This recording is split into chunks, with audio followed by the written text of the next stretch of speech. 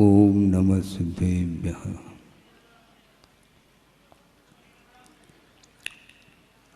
मंगलम भगवान वीरो मंगलम गौतमो वने मंगलम कुंदकुंदाद्यो जैन धर्मोस्तु मंगलम।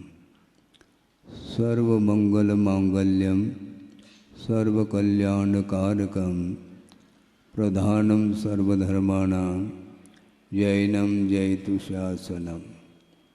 अहिंसा परमो धर्म की महावीर भगवान की प्रातः स्मरणे परम पूजाचार्य गुरुवर श्री विद्यासागर जी मुनि महाराज की जय।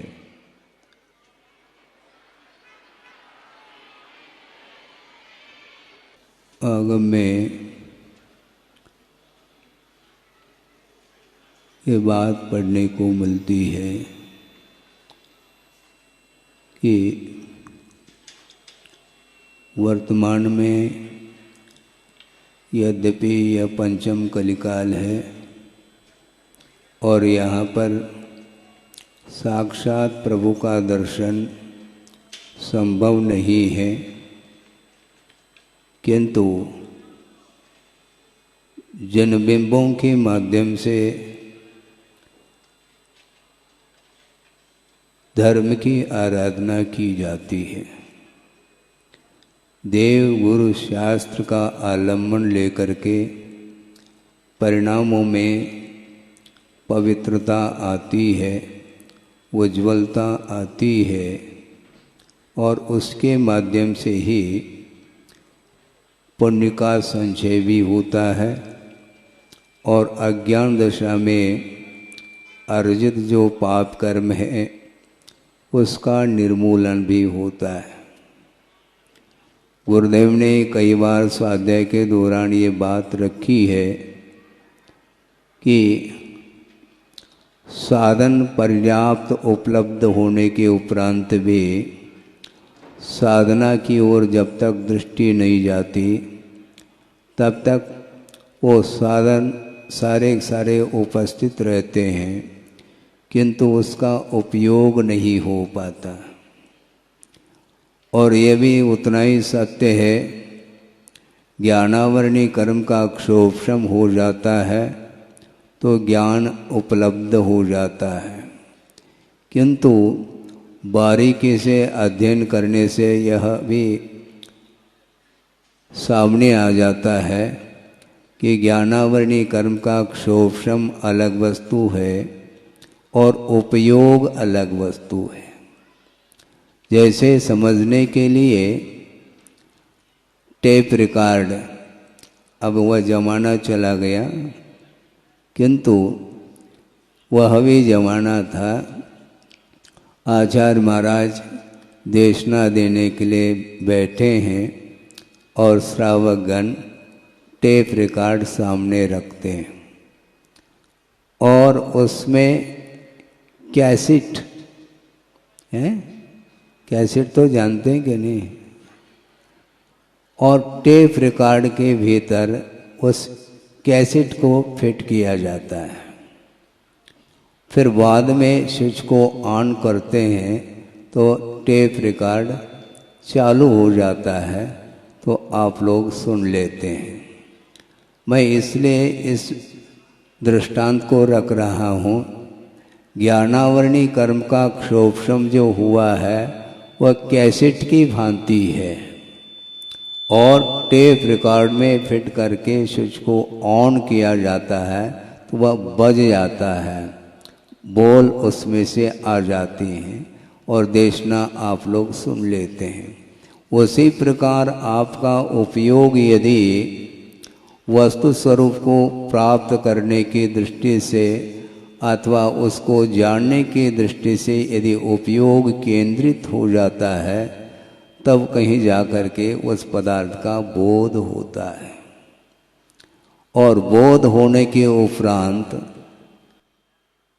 जब उस ज्ञान को, जो उपलब्ध ज्ञान है, उस ज्ञान के माध्यम से पदार्थ की जानकारी प्राप्त होने के उपरांत बहुत सारे पदार्थ हैं जिनका ज्ञान ज्ञान गुण के माध्यम से होता है, किंतु उन अनंतानंत पदार्थों के बीच में कौन सा पदार्थ ग्रहण करने योग्य है और कौन सा पदार्थ छोड़ने योग्य है, ये विभाजन भी ज्ञान गुण के द्वारा ही होता है। ज्ञातुम योग्य ज्ञेय, जो जानने योग्य पदार्थ हैं उनको ज्ञेय की संज्ञा दी गई है, और ग्रहण करने योग्य जो पदार्थ हुआ करते हैं उसको उपाधि की संज्ञा दी है, और जो छोड़ने योग्य पदार्थ हैं उनको हेय की संज्ञा दी है। हातुम योग्य हेय, जो छोड़ने योग्य पदार्थ हैं वो हेय माने जाते हैं। तो छोड़ने योग्य पदार्थ कौन से हैं महाराज जिसको हम छोड़ सके? ज्ञान के माध्यम से यह बोध हो जाता है कि यह छोड़ने योग्य है, ग्रहण करने योग्य नहीं है।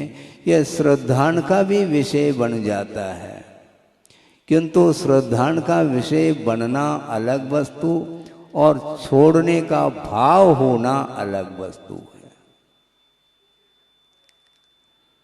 पंचेंद्रिय के जो विषय हैं वे छोड़ने योग्य हैं। यह श्रद्धान का विषय बनने के उपरांत भी वह क्षायिक सम्यक्त्व को भी अपने पास ले रखा है, यानी जिसके पास क्षायिक सम्यक्त्व उपलब्ध है, ऐसे चक्री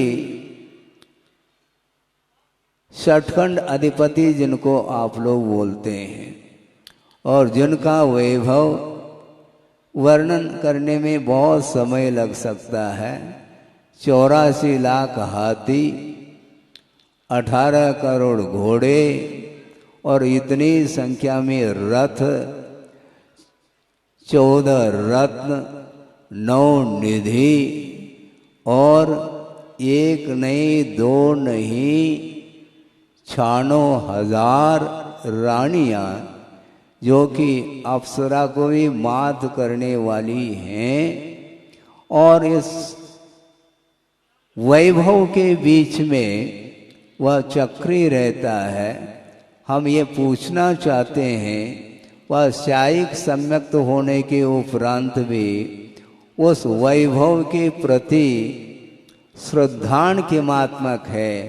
वह सारा सारा वैभव है, छोड़ने योग्य है, अकाट्य अटूट श्रद्धान उसके अंदर है, किंतु श्रद्धान अलग वस्तु और त्याग अलग वस्तु है। श्रद्धान में और चारित्र में बड़ा अंतर आता है। हमने एक उक्ति पढ़ी थी इसी बुंदेलखंड में कि वह कौन सी उक्ति है? चक्रवर्ती की संपदा, इंद्र सरी के भोग और काक बीट सम गिनत है सम्यक दृष्टि लोग। वो काक बीट के समान गिन रहा है वो चक्री? हम पूछना चाहते हैं, वो काक बीट के समान यदि वह गिनने लग जाए फिर वैभव को छोड़ने में देर नहीं लग सकती। जब तक चक्री नहीं बना, दिग्विजय किया है कितने 8,000 60,000 साल तक ऐसा सुना है, ठीक है, और इतने वर्ष तक उन्होंने दिग्विजय किया और जीत करके आया है, किंतु एक और व्यक्ति है जिसको जीतने की आवश्यकता है। वो कौन है? वो अनुज, बाहुबली, छोटे भाई, किंतु उनको भी जीतना आवश्यक है, उसके बिना वह चक्री नहीं कहलाता। और उनको जीतने का उपक्रम जनता ने ये सोचा कि जनहानि हो सकती है युद्ध के माध्यम से, इसलिए जनता की रक्षा हो और आप इसमें विजय भी प्राप्त कर लें, इस प्रकार का कोई उपक्रम होना चाहिए। इस प्रकार विचार करके आपस में ही आप युद्ध कर लो तो ज़्यादा अच्छा है, उस युद्ध को हम अच्छे ढंग से देख सकें। तो दोनों के बीच में युद्ध प्रारंभ हुआ और एक नहीं, दो नहीं, तीनों युद्धों में वह परास्त हो गया। कौन? वही भरत। किसके द्वारा? बाहुबली के द्वारा वह परास्त हुआ। जल युद्ध, मल युद्ध और दृष्टि युद्ध, इन तीनों में वह हार गया। अब हारने के उपरांत क्या दशा होती है आपके सामने है। हारने के उपरांत इंसल्ट जब हो जाता है भरी सभा में अथवा पूरी जनता के बीच में, जब उस बाहुबली ने उनको अधर उठाया अपने बाहुबल के द्वारा, उस समय क्या अनुभव कर रहा होगा वह भरत? क्या कर सकता है? कर्म का उदय है और कर्म के उदय में कभी बड़प्पन का अनुभव करता है और कभी कर्म के उदय में अपने आप को वह उदासता का अनुभव करता है। वह बड़प्पन कहाँ चला जाता, उदासी क्यों छा जाती है, ये सारा का सारा विषय कर्म सिद्धांत को जानने से ही हमें ज्ञात हो जाता है कि वस्तुतः ये सारा का सारा अज्ञान का परिणाम है। सम्यक की उपलब्धि होने के उपरांत भी हार जीत की बात छूटती नहीं। छोटे और बड़े की परिकल्पना से ऊपर उठने के लिए कुंद कुंद देव कहते हैं मात्र सम्यक दर्शन को प्राप्त करना पर्याप्त नहीं, किंतु वह सम्यक दर्शन सराग दशा से ऊपर उठ करके वीतराग दशा का अनुभव करता है। तब कहीं जा कर के कर्तृत्व बुद्धि, भोक्तृत्व बुद्धि और स्वामित्व बुद्धि का अभाव हो जाता है। तब वह काक बीट समगिनत हैं सम्यक दृष्टि लोग। कौन सम्यक दृष्टि है? पूरी सभा में जितने भी आप लोग बैठे हैं उनको हम सम्यक दृष्टि इस प्रकार घोषित कर सकते हैं, इसमें कोई बाधा नहीं, क्योंकि हमारा क्या अधिकार है कि आप मिथ्या दृष्टि हो? संभव नहीं। चरणानियों की पद्धति से ग्रहित मिथ्यात्व का जब अभाव हो जाता है और सच्चे देव गुरु शास्त्र का आलंबन लेकर के जब आराधना करना प्रारंभ करता है तो वह समय वह सम्यक दृष्टि निश्चित रूप से शुद्ध होता है, चरणानियों की पद्धति से भले ही हो। किंतु वह सम्यक दृष्टि होने के बाद उसके पास जो सम्यक ज्ञान है वह समीचीनता का अनुभव करता है, क्योंकि सम्यक दर्शन के अभाव में भी ज्ञान का सद्भाव रहता है। किंतु ज्ञान में समीचीनता सम्यक के बदौलत आती है, सम्यक के कारण ही ज्ञान में समीचीनता आती है। तो इस प्रकार वह सम्यक दृष्टि जो गृहस्थ है, श्रावक है, अपने पास सम्यक को रख रहा है और पंचेंद्र के विषय ये हैं, इस प्रकार श्रद्धान भी कर रहा है, किंतु श्रद्धान करते हुए भी उसके प्रति त्याग का भाव जो आता है वह बिना वीतरागता के संभव नहीं है। बहुत कठिन काम है ये। काक बीट समगिनत हैं सम्यक दृष्टि लोग। इस प्रकार दोहा हमने यहीं पर जो है पढ़ने को मिला था, पढ़ लिया था हमने, और आप लोगों ने भी पढ़ लिया होगा।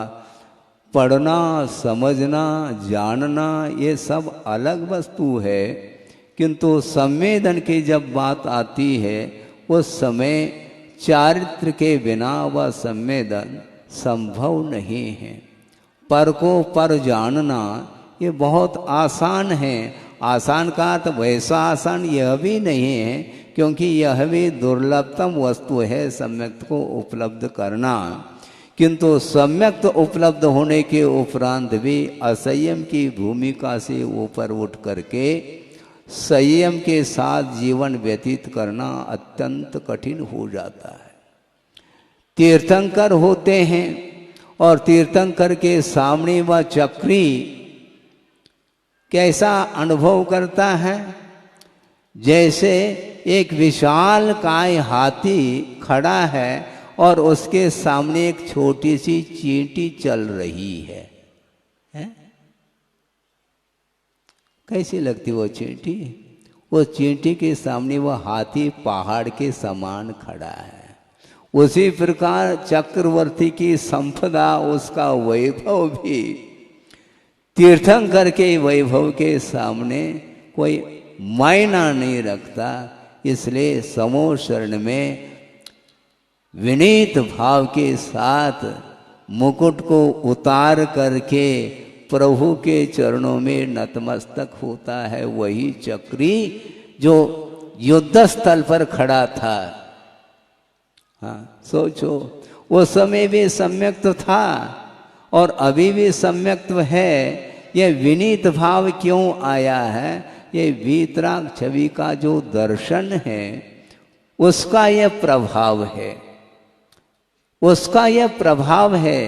ज्ञान रखना, सम्यक्त को रखना अलग वस्तु, किंतु वह प्रैक्टिकल पेपर जिसको बोलते हैं, दृष्टि नासा पे धरें, वे प्रभु समूह शरण में जिनका शरीर दिव्य शरीर है और वह दिव्य शरीर दीक्षित होने के पूर्व में भी था, किंतु वह दिव्य शरीर अलग है और संयम को धारण करने के उपरांत, दीक्षित होने के उपरांत विपुलमति मन पर ज्ञान हो जाता है।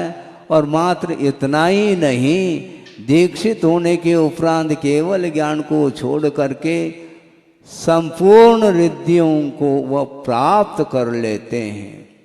समस्त रिद्धियों से संपन्न वे वीतरागी हैं, किंतु वीतरागी होते हुए भी अभी केवल ज्ञान प्रकट नहीं हुआ है, उसको प्रकट करना है। और केवल ज्ञान को प्रकट करने करके करना क्या है? किस लिए केवल ज्ञान को प्रकट किया जाता है? विश्व को देखने के लिए नहीं, विश्व से ऊपर उठने के लिए, संसार से, भव समुद्र से पार होने के लिए रत्नत्रय की आराधना की जाती है। और उस रत्नत्रय की आराधना के फलस्वरूप केवल ज्ञान प्रकट हो जाता है। केवल ज्ञान रूपी ज्योति, वह उस ज्योति के माध्यम से विश्व प्रकाशित होता है। इसके बावजूद भी उस प्रभु को उन विश्व से कोई भी प्रयोजन नहीं। 3 लोक ही उनके केवल ज्ञान रूपी दर्पण में अवतरित हो रहा है। इसके उपरांत भी एक क्षण के लिए भी विश्व को देख करके उन्हें हर्ष का अनुभव नहीं होता। नार की दृष्टि भी केवल ज्ञान में अवतरित हो रहा है, स्वर्गीय दृष्टि भी अवतरित हो रहा है, मध्यलोक भी उनके ज्ञान में प्रतिबिंबित हो रहा है। इसके उपरांत भी निजानंद रस लीन बोलते हैं। केवल ज्ञान के माध्यम से विश्व को वो जान नहीं रहे, जानने का विकल्प नहीं। हाँ, जानने का विकल्प नहीं, जानने में वस्तु आ रही है, अब क्या किया जा सकता है। पहले भी संपदा के बीच में, वैभव के बीच में वो रहे, उस समय उन वस्तुओं से उनका ज्ञान प्रभावित होता रहा, तभी एक और नीलांजना का दृश्य वो देखने के लिए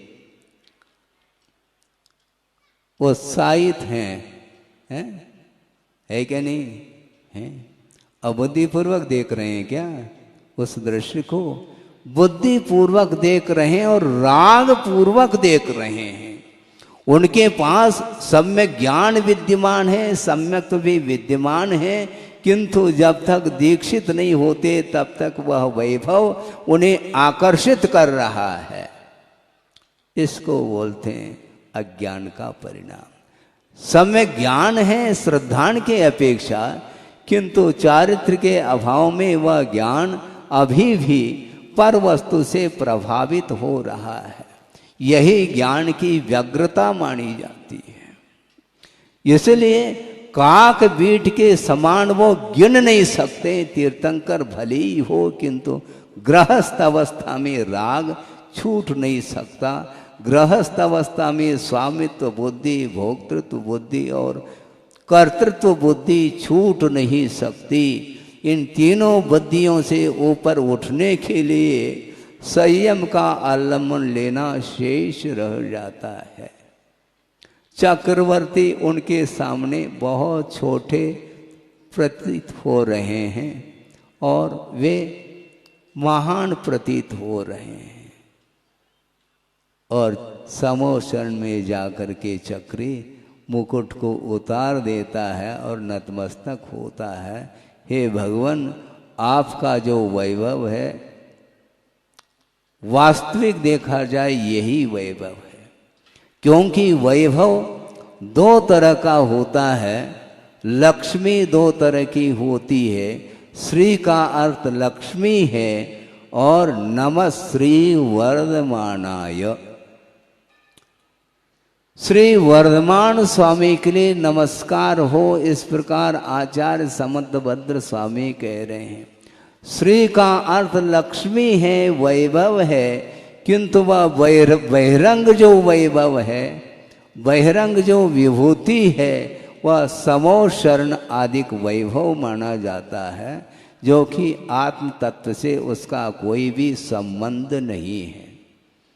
और जिस अंतरंग लक्ष्मी का संबंध अनंत चतुष्टय के रूप में जो अंतरंग लक्ष्मी है, उसका आत्मा के साथ जो संबंध है वह तादात्म्य संबंध माना जाता है। इसलिए निजानंद रसली सकल ज्ञेय ज्ञायक तदपि, संपूर्ण पदार्थों को जान रहे हैं। जानने की क्षमता उनके केवल ज्ञान में है। और ऐसा नहीं कि केवल ही भगवान क्रमशः जान रहे हों, ऐसा नहीं। केवल ज्ञान में समस्त पदार्थों के अतीत अनागत संबंधी पर्यायों के साथ और वर्तमान पर्याय के साथ अनंतानंत पदार्थों को एक साथ एक समय में वो सब पदार्थ प्रतिबिंबित हो रहे हैं। इस अपेक्षा से सकल ज्ञेय ज्ञायक ऐसा कहा। किंतु तदपि फिर भी निजानंद रसलीन, आनंद का अनुभव जो होता है वह तादात्म्य संबंध के साथ ही हुआ करता है। पर पदार्थों की ओर दृष्टि रखता है संसारी प्राणी, और थोड़े बहुत पुण्य के उदय में यदि पुण्य का फल सामने आ जाता है तो दोनों हाथों से बटोरने का भाव रखता है। किंतु किसको बटोर रहे हो तुम? ये बहिरंग लक्ष्मी है और वह नश्वर है, अविनश्वर नहीं। किंतु अनंत चतुष्टय रूप जो लक्ष्मी है वो अनंत काल के लिए उसका उपभोग वो प्रभु करते हैं। इसलिए उनको बाहरी आकर्षण उनको आकर्षित नहीं कर सकता। एक बार गुरुदेव के चरणों में किसी सज्जन ने जिज्ञासा रखी कि महाराज असंख्यात देव और देवी उनके चरणों में हैं, चक्रवर्ती आदिक भी हैं, इंद्र आदिक भी हैं, सारे सारे 12 सभा से वह समोषण भरा हुआ है।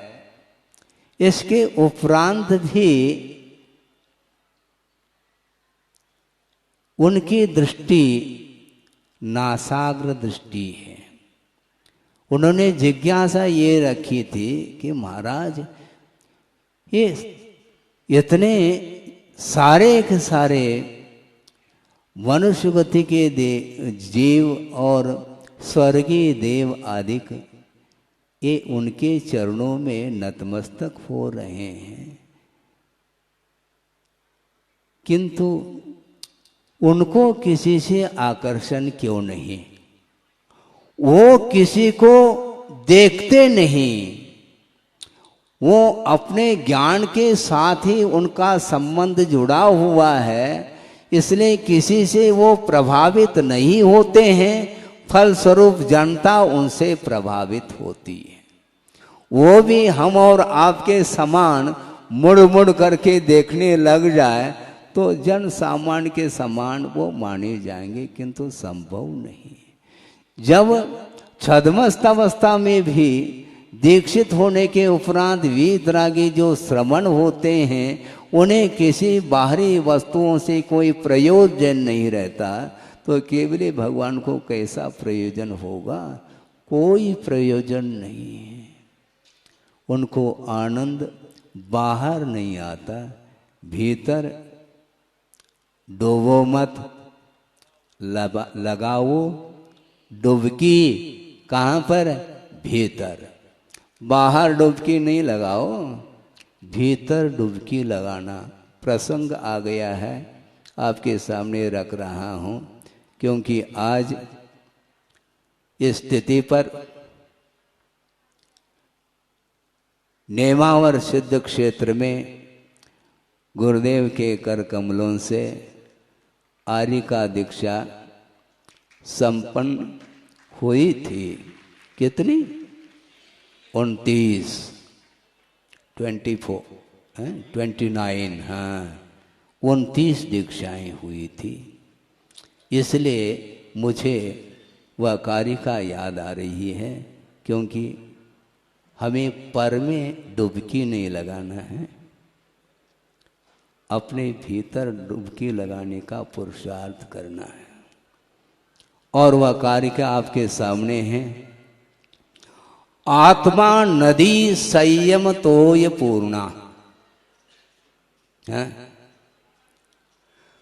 आत्मा नदी संयम तोय पूर्णा, सत्यावहा शील तटा दयोर में, तत्रावगाहम कुरु पांडुपुत्र, नवारिना शुद्धति चांतरात्मा। अंतरंग आत्मा जो है वारी अर्थात जल से शुद्ध नहीं हो सकती। वह आत्मा उस आत्म तत्व को निर्मल बनाने के लिए किसमें डुबकी लगाओ? हे पांडुपुत्र, तत्र अवगाहम करो। कुत्र? आत्मा नदी। आत्मरूपी नदी में अवगाहित हो जाओ, निश्चित रूप से वह आत्म तत्व निर्मलता का अनुभव कर सकते। सत्यावहा, सत्य ही जिसका प्रवाह है, क्योंकि नदी है वह स्तब्ध नहीं रहती, बहती रहती है। तालाब तो बहती नहीं, हाँ तालाब बहता है क्या? नहीं। सरोवर वह बहता नहीं, स्तब्ध है। भले ही उसमें लहरें उत्पन्न होती हैं, अलग वस्तु, किंतु नदी प्रवाहित होती है तो उसका प्रवाह किमात्मक है? सत्यावहा, सत्य ही जिसका प्रवाह है। और शील तटा, शील रूपी तट हैं, क्योंकि नदी है तो तट भी होना चाहिए। नदी है तो प्रवाह भी होना चाहिए, और नदी है तो तरंग भी उठनी चाहिए। तो सत्यावहाशील तटा दयोर्मी, दया रूपी उर्मी अर्थात लहरें जिसमें उत्पन्न हो रही हैं, ऐसे आत्मरूपी नदी में अवगाहनम करो, ये कह रहे हैं। सत्यावहाशील तटा दयोर्मी तत्रावगाहम, तत्र आत्मनद्याम, आत्मरूपी नदी में अवगाहित हो जाओ हे पांडुपुत्र। इस प्रकार पांडवों के लिए संबोधित किया जा रहा है। क्यों?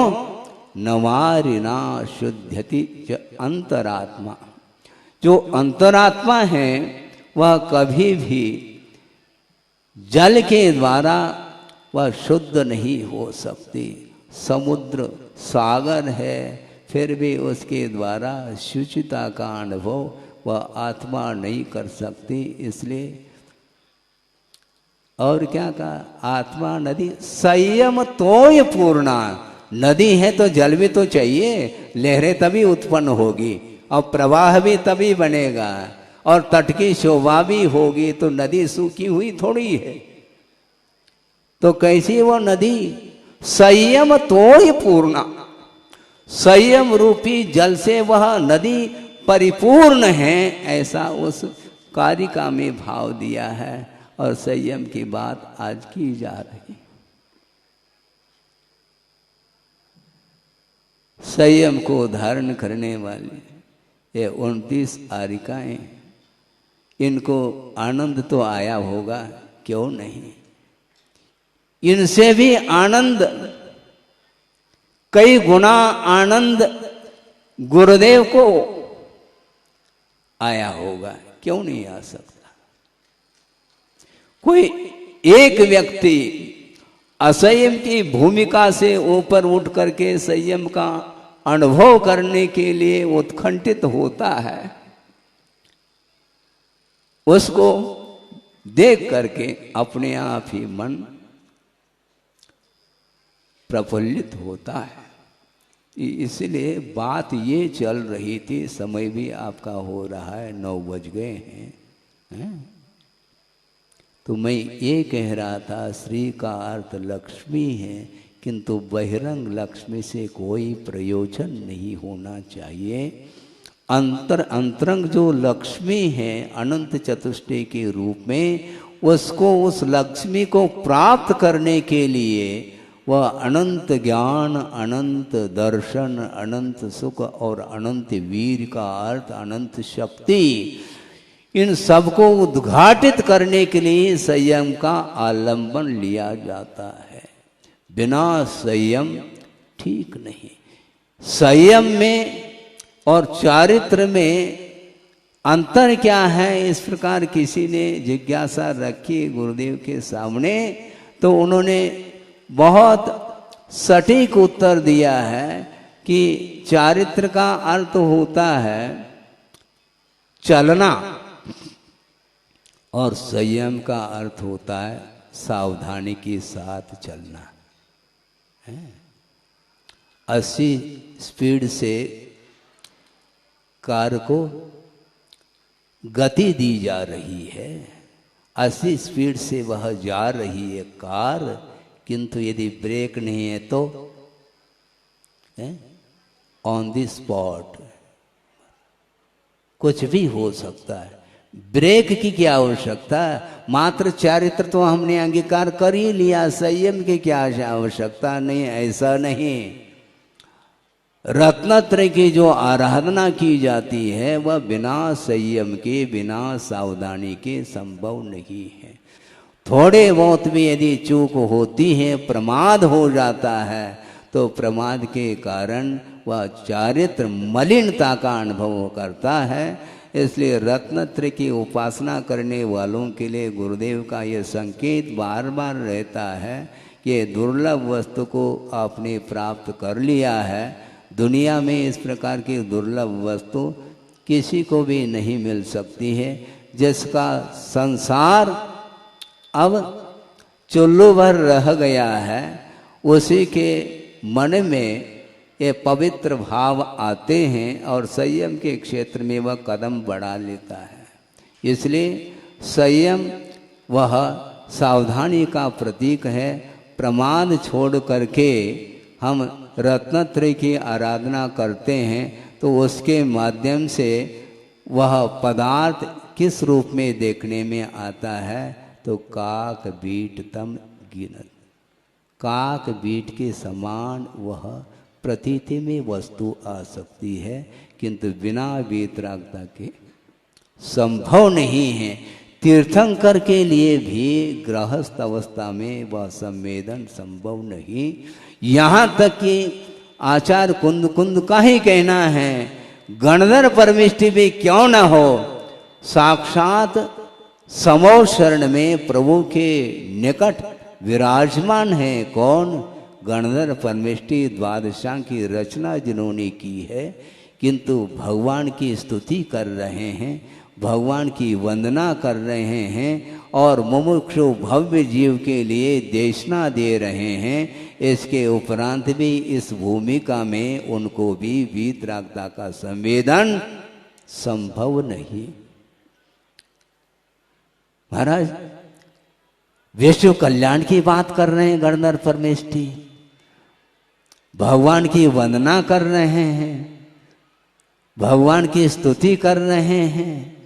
इसके उपरांत भी उनके पास वीतराग सम्यक्त उस समय नहीं है, क्योंकि धर्माण राग की भूमिका में वीतराग सम्यक्त रह नहीं सकता। शुभोपयोग की भूमिका में विश्व कल्याण के भाव भीतर आते हैं और आना चाहिए। षोडश कारण भावनाओं के माध्यम से तीर्थंकर प्रकृति का भी बंध होता है। किस भूमिका में हो रहा है? प्रारंभ जो होता है वह श्रेणी में नहीं होता है। तीर्थंकर प्रकृति का बंध जो होता है वह सराग दशा में ही प्रारंभ होता है, क्योंकि धर्मानुराग के बिना विश्व का कल्याण संभव नहीं। श्रेणी में तीर्थंकर प्रकृति का बंध हो रहा है, किया नहीं जा रहा है। वह अबुद्धि पूर्वक वह बंध की धारा चल रही है, किंतु प्रारंभ किस दशा में किया है? चौथे, पांचवें, छठे अथवा सप्तम गुणस्थान, 4 गुणस्थानों में से किसी भी गुणस्थान में सराग अवस्था में जब धर्मानुराग जब चरम सीमा तक पहुंच जाता है, उस समय तीर्थंकर आदि विशिष्ट पुण्य का संचय वो कर लेते हैं। इसलिए गणधर परमेष्टि भी शुभोपयोग की भूमिका में वो सराग दशा का अनुभव करते हैं, किंतु वीतराग दशा का अनुभव करने के लिए सत विकल्पों के लिए भी विराम देना पड़ता है, तब कहीं जाकर के आत्मा में लीन हो सकते हैं। इसलिए अध्यात्म की ओर दृष्टि रखते हुए स्वयं कुंद कुंद आदि आचार्य हुए हैं, और कुंद कुंद का परिचय कराने वाले कौन? हमारे लिए गुरुदेव हैं। उन्होंने कुंद कुंद क्या कहते हैं, वो कहाँ तक ले जाना चाहते हैं, उनका परिचय गुरुदेव ने कराया है। और बार बार उनका संकेत यही रहता है कि शुभोपयोग की भूमिका वह किमात्मक है। ज्वार बाजरा बोलते हैं आचार्य महाराज हैं। ज्वार और बाजरा को तोलते रहो दिन भर, 24 घंटा गल्ला मंडी में बैठे रहो और तोलते रहो। टनों टन माल इधर का उधर हो रहा है, लेकिन वेट तो ज्यादा है, लेकिन मूल्य बहुत कम है उसका। एक और छोटा सा प्रसंग 2 मिनट में आपके सामने रख करके पूर्ण कर लूं। गुरुदेव के सामने ही एक महोदय आए। महोदय बोलना अच्छा रहता है। और उन्होंने जिज्ञासा रखी कि महाराज तीर्थंकर का इतना प्रभाव है, उनके समान किसी का भी प्रभाव नहीं, इंद्रादिक भी फीके पड़ते हैं उनके सामने, इतना वैभव है इनका, किंतु इनके अनुयायियों की संख्या इतनी कम क्यों है? तीर्थंकर तो एकाध होते हैं, विद्यमान 20 तीर्थंकर विदेश क्षेत्र में हैं, यहाँ पर तो एक भी नहीं है, किंतु उनका यह कहना था इतना उत्कृष्ट वैभव और केवल ज्ञान से विभूषित हैं, 3 लोगों को ही प्रभावित करने की क्षमता उनके अंदर है, किंतु उनके उपासकों की संख्या न्यूनतम क्यों है? ये जिज्ञासा उन्होंने रखी थी। तो गुरुदेव ने बहुत अच्छा सटीक उत्तर एक दृष्टांत के माध्यम से दिया। उन्होंने पूछा प्रति प्रश्न के रूप में, सबसे अधिक दुकानों की संख्या किसकी मिल सकती है? किस दुकान की संख्या सबसे अधिक मिल सकती है? गुरुदेव ने कहा था कि पान की दुकान कदम कदम पर मिलती है? संख्या ज़्यादा है ना, और इससे कम किराना दुकान है, आदि आदि ले सकते हैं। इससे कम सोना चांदी आदि की दुकान है, शराब की दुकान आदि बोलते हैं, और इससे कम जौहरत की दुकान, रत्न हीरा माणिक मोती पन्ना आदि जो विशिष्ट मौलिक जो माने जाते हैं वस्तु, वो दुकान में गोदाम जैसे भरी हुई नहीं मिलती वहाँ पर। गला मंडी में देखते हैं तो गोदाम सब भरे हुए मिलेंगे, ट्रक के माध्यम से लोड हो करके बाहर सप्लाई इसका होता रहता है, किंतु हीरे आदि जो मौलिक वस्तु हैं वो बहुत अल्प मात्रा में मिलती हैं। इसी प्रकार तीर्थंकर आदि जो होते हैं वो कम ही होते हैं, और उनकी उपासकों की संख्या भी कम ही होती है। और सबसे अधिक यदि संख्या मिलती है तो उन्मार्गियों की संख्या मिलती है, ध्यान रखो। मिथ्या दृष्टियों की संख्या अनंत के कोटि में है, और असही सम्यक दृष्टियों की संख्या उससे अल्प है। पंचम गुणस्थानवर्ती जो श्रावक हैं, अनुवर्ती हैं, उनकी संख्या और अल्प है, और महाव्रतियों की संख्या और अल्प हैं, और वीतराग श्रमणों की संख्या भी बहुत अल्प मात्रा में देखने को मिलती है। इसलिए गणधर परमिष्टि देशे महान आचार्यों में भी वह शिरोमणि कहलाते हैं, द्वादशा की रचना करते हैं। इसके उपरांत भी सराग दशा में जब वो आते हैं उस समय वीत राग आत्मा का संवेदन वो नहीं कर सकते, इसलिए लक्ष्य सबका एक होना चाहिए। संयम की उपासना करते हुए, चारित्र की आराधना करते हुए उस चारित्र को सराग दशा से वीत राग दशा में ढालने के लिए निरंतर पुरुषार्थ करते रहें, तब कहीं जा कर के संयम को धारण करने की सार्थकता सिद्ध होती है, और उसके माध्यम से अत्यल्प काल में वह केवल ज्ञान रूपी ज्योति भी वह प्रकाशमान होकर के सामने आ सकती है, जिसके माध्यम से विश्व का कल्याण निहित है। अहिंसा परमो धर्म की जय।